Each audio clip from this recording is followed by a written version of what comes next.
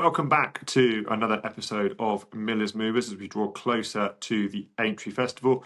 This week we're going to have a couple of looks at some handicap moves and shakers from this morning's newly released handicap marks. We're also going to take a look at 8 horses that missed the Cheltenham Festival either by plan and design or by setback that are now going to go to Aintree fresh horses. A shorter turnaround from Cheltenham to Aintree this year, that might well be an advantage. So we'll take a look at 8 horses that I think are worth keeping an eye on come the Aintree Festival, starting then with the handicap moves and shakers, horses going up, horses going down, and indeed one non-mover this week. We'll start with horses going up in the handicap, and the first one is Cool Forshrule for the trainers Ollie Greenall and Josh Guerrero. This horse has been really well plotted. Won on handicap debut and went straight over fences for the handicap debut at over 2 miles won at Market Raisin. Won in really good fashion off a mark of 86. Then followed up just 6 days later, switched back to hurdles a little bit further this time, 2 mile 4 at Bangor. Again, won comfortably, only by a length, but was a comfortable winner given there was a fairly short turnaround between those 2 races. He's been hit with a fairly hefty £11 rise in both spheres, so up to a mark of 97 now over fences and hurdles. But I think he's been really well laid out for these handicaps now. The £11 rise, I don't think will stop him. I think they'll be able to go up in trips, so maybe 2 mile 4 over fences and then a little bit further again over hurdles. They can mix and match clearly. He's a talented horse. He clearly likes this good ground, so he can keep going on into the summer season. And I think he's certainly a horse that will win another 1, 2, maybe even 3 before the handicapper truly catches up with him. So off a mark of 97, Cool Forshrule is the first one onto the list. Next onto the list is a horse for Martin Keithley called Continuance, 4-year-old hurdler. Really likeable little horse, jumps very well. He's gone up £2 to a mark of 115 for his latest Fontwell win. That followed on from a win at Ludlow off a mark of 106. He won at Fontwell off a mark of 112. He did have Freddie Keithley taking £10 off. He's good value for his £10. He's a name to keep on the right side of. And Continuance, also being a 4-year-old, does get a weight for age allowance. So he's running off a mark lower than his official mark as a 4-year-old. Freddie Keithley, as he rides winners, of course, that mark will come down will come down as well. But Continuance is a really slick jumper. He's got plenty of pace for these sharp summer tracks. He was comfortably on top at Fontwell. Freddie Keithley judges fractions to perfection off the front. And he's a really likeable little horse that will continue to move forward. And of course, I'm a big fan of jockeys knowing horses, and with Freddie Keithley being attached to his father's stable, he's going to know Continuance very well indeed. So Continuance off this new mark of 115, just up £2 from win at Fontwell. I thought he was booked for maybe a 3, 4, maybe even a £5 rise. I think Continuance is a horse to keep on the right side of until the handicap has proven that he's really caught up with him. And then the final one going up in the handicaps this week is Leave of Absence. He's up £5 to a mark of 132. You might recall I really like this horse. He had some good novice hurdle form 2 years ago, then returned at Kempton this season over fences after a 750 plus day layoff. Caught the eye behind a Birico Lord over 2 mile 2 at Kempton. On that occasion, Leave of Absence got outpaced early on, but he made really good inroads in the closing stages, sticking on well. I thought he was a horse to follow going forwards. His next appearance actually came in the Reynoldstown Ascot, and I tipped him for that. Although he was disadvantaged at the official handicap ratings and the weights, I thought he was a horse that was worth following. The Reynoldstown was a race that fell apart. Jinko Blue went early on in the race. That meant the changing man got a bit of a freebie up front, whereas Leave of Absence was ridden patiently by Rex Dingle, could never really get into it. I think you need to put a line through that form. But for all that, the changing man has gone on to run well in the Ultima and does look like a talented horse. But Leave of Absence, his next appearance came at Newbury at the weekend, over 3 miles, his handicap chase debut, and he went off the front and made all the running, stayed on powerfully in the closing stages. There was a few closing down going towards the last 2 fences, looked like they might come and sweep on past, but he found plenty for pressure of 3 miles on good ground and drew right away. So he's up £5 now to a mark of 132. Anthony Holloway does really well with his staying handicap chasers, and I just wondered whether they might look at something like the Bet365 Gold Cup at Sandown, given how well he stayed the 3 miles at Newbury on good ground. So wherever he goes next, Leave of Absence is certainly a horse I'll continue to follow until it proves that the handicapper has truly got hold of him. 2 horses coming down in the handicap that I think are of interest this week, and the first is the Robbie Llewellyn-trained Jaitroplaclasse. He caught the eye and ran pretty well, I thought, on his penultimate start at Bangor. Under a £10 conditional jockey who looks pretty inexperienced, he actually ran pretty well, jumped soundly, bar a mistake at the last, he might even have been a little bit closer. That came off a mark of 100. He then went to Huntingdon with the same jockey up, again off a mark of 100. Slightly smaller field, and I think that worked against him because the young rider struggled to get him to settle. He ran far too free through the race, didn't jump with anywhere near as much fluency, probably as a result of being too keen, and Weekend was beaten 14 lengths into fourth of the 5 runners. But the handicapper has relented, dropping down £2 now to a mark of 98.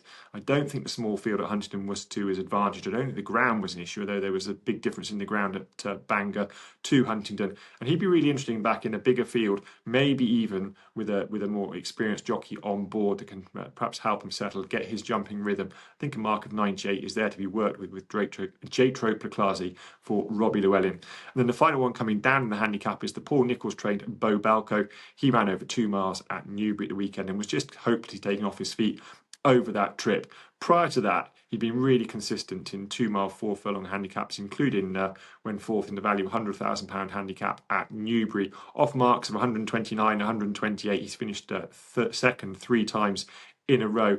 Prior to that, he'd won off a mark of 125, again over 2 miles 4. The handicapper has finally relented and given him a couple of pound back, so he's down to 126, so just £1 above his last winning mark. That will mean as well he can get into a slightly lower grade of race. He'll be eligible for 0 to 125 rated handicaps. That might well just help him. Ben Bromley gets on well with him. His claim is down to £3, but that's still valuable. And I think going back up in trip will suit Beau Balko. He just got taken off his feet over 2 miles at Newbury at the weekend, and he's far better than that. And his handicap mark is now looking appealing. And then to finish with just one more horse in the handicap moves and shakers section this week, and it's Kado De Joie, who stays on a mark of 120 after what I thought was a pretty disappointing effort when third at Ludlow last week. That was over 2 mile, 5 furlongs. I thought he'd improve for the step up in trip, but I think perhaps the way the race played out went against him. He's a horse that needs to be held up through his races. Went pretty hard early on in the first half mile. I was pretty confident, having tipped him on Racing TV, that he was going to get the race run to suit, but they dropped anchor after the first half mile. They went no pace at all, and James Bowen probably wished he'd had another go at this and would have got a little bit closer when the tempo dropped, but he stayed at the back of the field. And then as the tempo clicking down the back straight the final time, Kado De Joie, who jumped really well on the first circuit, his jumping fell apart down the back straight. He didn't really jump with any fluency. That meant at a time when James Bowen would want to be closing, he was actually losing ground. And then the first 2 got away off the home turn. They'd been ridden prominently throughout, and Kado De Joie was left with far too much to do. And to James Bowen's credit, he didn't give him a hard ride once it became apparent his winning chance had gone. But he's clearly a frustrating horse. He's got to have things his own way. He'll be better in a bigger field with a more end-to-end gallop. He might also be better on softer ground, but a mark of 120, I'm confident he's better than this mark. It might be one that requires a bit of patience and will reap the rewards next season. And of course, he does have every chance of perhaps being a bit of a cliff horse, but I'm sure he's better than this mark of 120. The fact he's a hold-up horse means he's always going to require a little bit of luck in running and races to pan out to suit. But Kado De Joie stays in my tracker. So we're now just 9 days away from the start of the Aintree Festival, and much has been spoken about the unusually quick turnaround between Cheltenham and Aintree. Just 3 weeks this year. Normally it's 4. It has on occasion even been 5. And what impact that's going to have on runners trying to double up from Cheltenham to Aintree. Aintree's always a meeting where I sort of rein back my stakes. I think some horses will take their run at Cheltenham and bounce forward into Aintree and so show no ill effects, whereas other horses can just take a little bit longer to get over those runs. And much as you'd like to get a bit of help from the trainers, it's very difficult for them to tell at home just whether the horse is back on full form, because they won't have done an awful lot of work between Cheltenham and Aintree. So the angle into this might well be to side with horses that have skipped Cheltenham altogether, going into Aintree, fresh horses. So I thought we'd take a look at some of those leading contenders that fit that brief. The first on the list is Grey Dawning. He's been deliberately passed Cheltenham by. That was the plan from some way out. He started the season pretty impressively, really, when beaten in the Betfair Chase. The more you watch that back, it was a pretty credible effort. It was typical grueling ground at Haydock. He just got outstayed in the final stages by Royal Pagaille, having jumped pretty well throughout. He then went to the King George. They'd initially said they were going to swerve the King George because he'd had such a hard race. They then felt that he'd come out of the race better than they expected. Went to the King George. He perhaps was a little jaded. He made a bad jumping error at the second fence as well. It was a quickly run King George. He could never really get into it and discover his rhythm, and it's certainly a run you could put a line through. He was freshened up after that and returned in the Premier Chase at Kelso a few weeks ago, beat a Rocco. That was a convincing performance. He was in control of the race from the outset. He jumped really well, got a slick jumping style, though he does sometimes jump out to his left a little bit. That won't be an issue round Aintree. And he's been really well plotted. I like the fact that this has been the plan. And then you have to start to think what's going to come and take him on. He'll be aimed at the Aintree Bowl on the Thursday over 3 miles. We know that I know the way you're thinking is staying in Ireland. I can't see that anything from Ireland from the Gold Cup will come. They'll be kept back for Punchestown, and then you start to look and think, what is there in the UK as a graded 3 mile chaser that can match Grey Dawning? And to be honest, I think there's precious little. So while it's too far out to be making selections at this stage, I think Grey Dawning has got every chance of being my nap of the week at the Aintree Festival, and I certainly think he'll take a really good horse to beat him in the Aintree Bowl on the Thursday. Next onto the list is Handstands for Ben Pauling, and this is another horse that has deliberately swerved Cheltenham. He's won his last 3 starts, including the Grade 2 Toten at Forshrule, that was rerouted from Wetherby, and the Grade 1 Ciliars at Sandown, where he beat Django Bay. Now, Django Bay has franked that form to a degree in that he won the Arkle at Cheltenham in quite unusual fashion, but he maybe just got outstayed by Handstands on that occasion at Sandown, as it transpired on slow ground. But Ben Pauling has said that this horse has got 2 options at Aintree. He can go to the 2 mile 3 Manifesto Chase on the Thursday or the 3 mile Mildmay Chase on the Friday, and that ground will dictate where they go. Well, given the dry weather we've had and a fairly dry forecast leading into Aintree, they are going to be watering, but I think it's a fairly short price that he'll go to the Mildmay. If he went to the Manifesto on good ground, he would be a big horse for me to oppose. I don't think that would suit him at all, and to be honest, even on over 3 miles on better ground in the Mildmay, I think he's a horse I want to take on. His 2 wins have come on slow ground. One time he's raced over fences on good ground was at Wincanton, and he fell. Now, that was his chase debut, and his jumping has improved, but I thought he looked uncomfortable from the outset at Wincanton on that quicker ground, and against a better grade of horse, which there will undoubtedly be in these graded contests at Aintree. I think he's a horse that I'd like to try and oppose, of course, depending on what comes from Ireland and the UK to take him on. So that's Handstands, who will either go in the Thursday Manifesto Chase or more likely the Mildmay Chase on the Friday. On to a hurdler now who missed Cheltenham by accident rather than by design, and that's Tripoli Flyer for Fergal O'Brien. Missed Cheltenham with a small niggling issue, but prior to that he'd looked pretty good in winning 2 moderate events before landing the Dovecot at Kempton in really good fashion. That looked like quite a deep Dovecot, I thought, going into it, and he won it very convincingly indeed. Jumped pretty well, travelled nicely in and quick and clear up the home straight. The fact he's missed Cheltenham perhaps might not be a bad thing. I'm not sure at this stage of his career an undulating track like Cheltenham on the old course would have suited. Flat track, I think, will certainly suit better. He's got good form at Aintree. He was second in the bumper last year behind a stablemate, so the track will clearly suit. And he's clearly got outstanding credentials, because I don't think there's a better 2 mile novice hurdler in the UK, certainly on a flat track, and it will just come down to what Willie Mullins, Gordon Elliott decide to send over from their large establishments in Ireland. You'd think that Willie Mullins will perhaps have a couple of 2nd or 3rd tier 2 mile novice hurdlers that might be capable of shaking up Tripoli Flyer, but if he decides to keep his horse at home and target Fairy House at Easter and Punchestown, then it might be that Tripoli Flyer doesn't have a particularly challenging task to land the 2 mile top novices hurdle, which will be run on the Friday. I suppose you would have to say about Regent Stroll, who's the next horse on the list, that he missed Cheltenham by design, although I should think if you'd asked this question at the start of the year, Cheltenham would have been where they would have liked to have headed, but his season has rather fallen apart. He was a very good bumper horse last season, looked very relaxed, and jumping hurdles has really switched him on and almost took him over the top. He was pretty keen on his hurdling debut at Newbury, but he won in convincing style despite making a very bad error at the second last hurdle. I was really quite taken by that he was able to pick himself up and go again. Suggests that he has got a tremendous engine, but he then went to the Challow hurdle and he just absolutely fell apart. He was far too free throughout. He'd got very bored up in the prelims by all account. He didn't jump anywhere near as well, and he was comfortably beaten. For all that form has worked out pretty well, but it was a pretty desperate effort. He then went to Exeter in a far weaker novice hurdle over 2 miles and again was beaten at a fairly short price, but he did perhaps get a little bit back on track last time. He won an egg and spoon race at Wincanton. He was long odds on.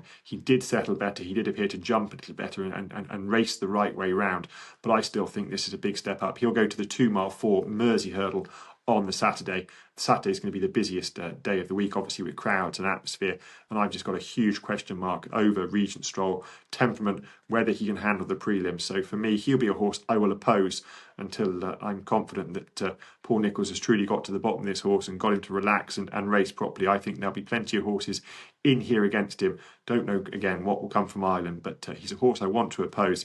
And that leads me on to the next horse on my list, actually, a horse that I might well end up opposing Regent Stroll with, and that's Horaces Pearl, stablemate at Tripoli Flyer. He actually beat Tripoli Flyer in the bumper on this card last year. Tripoli Flyer looked the pacier horse of that race, but under Conor Brace, Horaces Pearl stayed on Dowley in the closing stages and got up near to the line and won going away.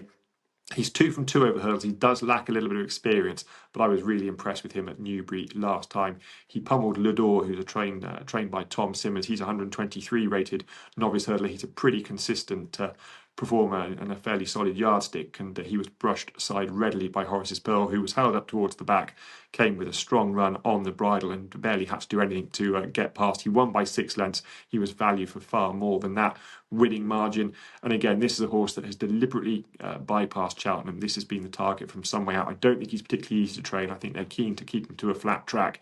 He does lack a little bit of experience. You'd also have to throw in there that Conor Brace, who I assume will retain the ride, has found rides pretty hard to come by this year, particularly in the last couple of months. So you just hope that Conor's temperament allows him to stay composed on what will no doubt be a big ride for him on a big occasion. But Horaces Pearl, perhaps gone a little bit under the radar. I think this horse has got a really big engine, and he'd certainly be far above Regent Stroll if the pair were to meet in the 2 mile 4 Mersey novices hurdle on the Saturday. Gidleigh Park is next on the list for Harry Fry, and he's another with 2 options. He can go to the 2 mile 4 Manifesto chase on the Thursday, or the Maghole graded novices chase on the Saturday. That's over 2 miles.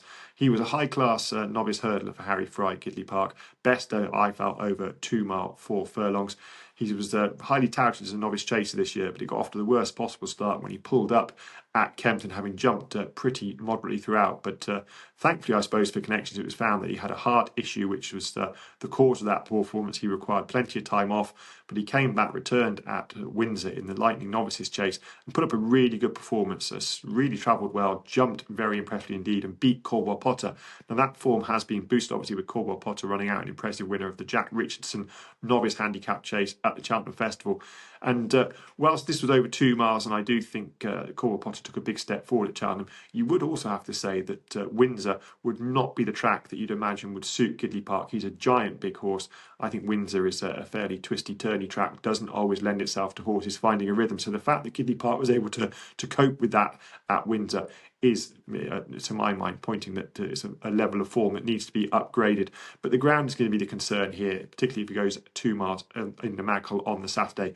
I think he's going to require a little bit further. So I would be thinking they'll be leaning towards the Manifesto on the Thursday, but that could look like quite a deep race. So bit up in the air really where Gidleigh Park goes. I think if he goes in the Maghole over 2 miles on spring ground on the Saturday, I'd be opposing him. He'd certainly be high up on my shortlist though if he were to go to the Manifesto on the Thursday, and I would certainly have him above Handstands in that pecking order. A horse that also has the same 2 options as Gidleigh Park is Kalif Du Berlais for Paul Nicholls. Again, can go in the 2 mile 4 Manifesto on the Thursday or the 2 mile Maghole on the Saturday. And this is a horse that's got the potential to cause me a little bit of a headache. I really like this horse. He fell on his debut at Carlisle, but he jumped pretty soundly up to that point. And he's since won handicaps at Newbury and at Sandown, both over 2 miles. At Newbury, the ground was good to soft. At Sandown, the ground was soft, and he was most impressive, I felt, at Sandown. At Newbury, he just took a while to pick up the leaders off what was a fairly low handicap mark, but he was pretty strong through the line on that occasion. Sandown, he travelled really nicely, jumped superbly, and cleared right away from a pretty decent horse in second, who's gone on to win a couple of races since and finished runner-up in a valuable handicap himself.